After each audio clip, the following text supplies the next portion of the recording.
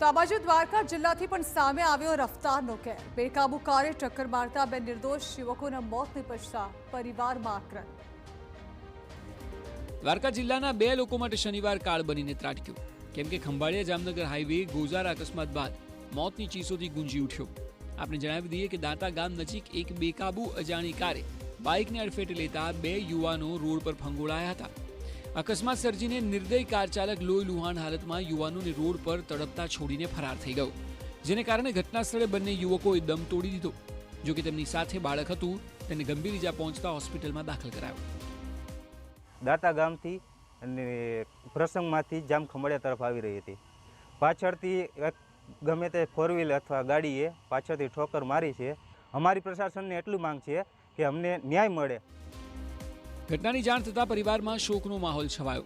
પરિવારજનોના આક્રંદના દ્રશ્યો જોઈને તમારું પણ હૃદય દ્રવી ઉઠશે। હાઈવે પર બેફામ દોડતા વાહનો યમદૂત સમાન સાબિત થતા વધુ બે ઘરોના દીવા બુઝી ગયા। ફરાર કાર ચાલકને ઝડપી લેવા પરિવારજનોએ ઉગ્ર માંગ ઉચ્ચારી છે।